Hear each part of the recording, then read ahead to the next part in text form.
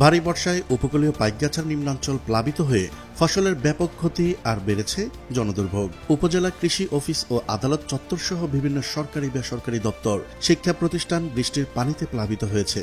কয়েকদিনের মধ্যে কয়েকবার এক টানা ভারী বর্ষণে পাইকগাছার বিস্তীর্ণ এলাকা পানিতে তলিয়ে যায়। এবছর বর্ষাকালের শুরুর আষাঢ় মাসের প্রথম থেকে এক টানা গুড়ি গুড়ি হালকা ও ভারী বৃষ্টি লেগে আছে। এতে ফসলি জমি, মৎস্যঘের, রাস্তা ও বসতবাড়ি তলিয়ে কতটা ক্ষয়ক্ষতি হয়েছে পাইকগাছায় তা জানাবো আমাদের সহকর্মী এম সম্রাটের ভিডিও চিত্রে। চলুন শুরু করা যাক। পাইকগাছার গদাইপুর, হরিডালি ও কপিলমুনি উঁচু এলাকা হলেও বাকি ৬টি ইউনিয়ন নিচু এলাকায় অবস্থিত। সামান্য বৃষ্টি হলে এ সকল এলাকা পানিতে তলিয়ে যায়।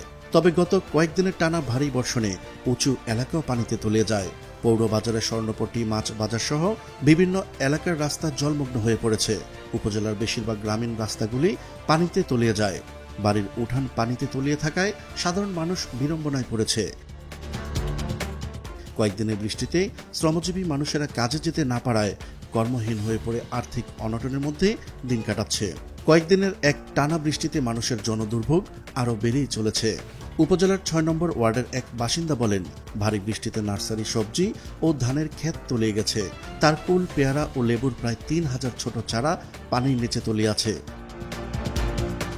বাড়ির উঠান পর্যন্ত তলিয়ে রয়েছে। উপজেলার বিভিন্ন এলাকা থেকে এলাকাবাসীর একই অভিযোগ, পৌরসভা ও বিভিন্ন ইউনিয়নের পানি নিষ্কাশনের ড্রেন ভরাট হয়ে যাওয়ায় পানি বের হতে পারছে না। তাছাড়া ব্যক্তি স্বার্থে কিছু মানুষ তার বাড়ির সামনে বা পাশের ড্রেনটিও বন্ধ করে রাখায় বিভিন্ন এলাকা পানিতে তলিয়ে রয়েছে। পানি ঠিকমতো বের হতে পারছেন না। এতে করে জলাবদ্ধতার সৃষ্টি হয়েছে। পাইকগাছা মেন সড়কের গোলাবাটি, সলুয়া, নতুন বাজার ও জিরো পয়েন্ট এলাকা ভাঙ্গা রাস্তা আরও ভেঙে ছোট ছোট ডুবায় পরিণত হয়েছে। যানবাহন ঝুঁকি নিয়ে চলাচল করছে। উপজেলা নির্বাহী কর্মকর্তা বলেন, ভারী বর্ষণে উপজেলার বিভিন্ন এলাকা প্লাবিত হয়েছে।